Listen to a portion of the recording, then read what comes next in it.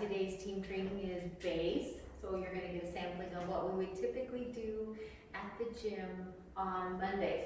We're doing 6 rounds today, 35 seconds of work and 15 seconds of rest.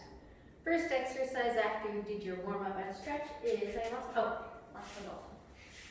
squat hold. So remember, good squat form is feet about hip width apart, just a little wider than hips, toes slightly pointed out, pressing outward on the feet, the knees, as you lower your hips, sink back into your heels and hold.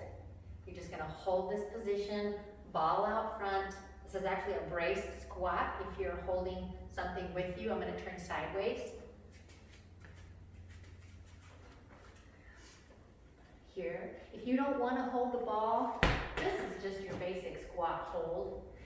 Make sure your head and shoulders are up, and you're just gonna hold that for the whole 35 seconds of work. Plank, basic plank. Shoulders are directly over your hands. Toes are pulling up toward you.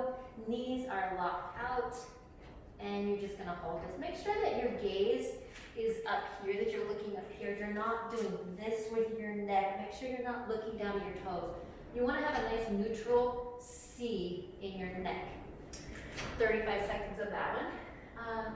Kettlebell sumo deadlift. Kettlebell.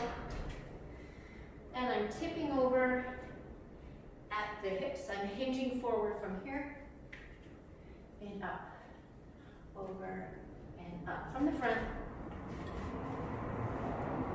over, up. So this is a little different than a squat. A squat would be this. We're just kind of tipping forward to do a deadlift. Squeeze the glutes as you come up. Keep the shoulder blades squeezed back. You want to make sure that you don't do this. Squeeze the shoulder blades back, tip forward, up, over, up. Okay? 35 seconds of that. Bent over row. I'm going to use, probably wouldn't use your box for this one because I'd like for you to do both arms at the same time. I'm looking for my weights. So feet are just a little bit wider than hips. Hinge forward so that you have a nice flat back. Pull the elbows up, squeezing the shoulder blades. Come up, squeeze, and then control the descent of the weights. In other words, you don't want to race through this. You want to feel the whole thing. Make sure that you're really activating all those muscles that you're trying to strengthen. Dumbbell floor press, I'll use these same weights. So for this one, you're on the floor.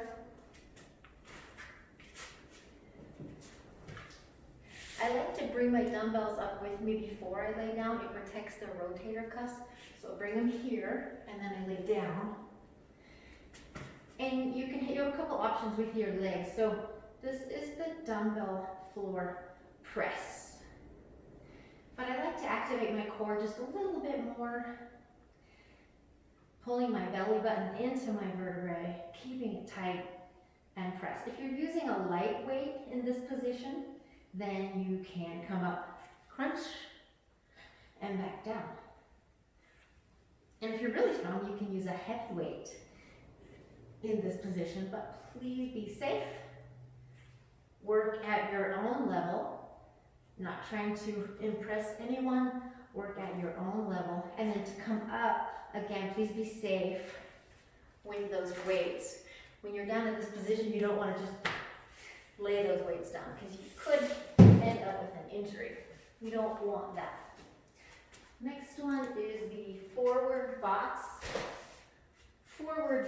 run. So here's my box. This is the height that I like to use. And you're just going to step up and down very quickly like you're running. So it's up. And notice I'm stepping up with my right foot repeatedly. When I get halfway through, I'm going to switch feet and step up with my left. Keep track of which foot you use. so that you're equal in working your body parts, okay? Thank you again for joining me. I hope you enjoy it, and I'll see you on Wednesday for our burn class. Thanks, guys. Bye.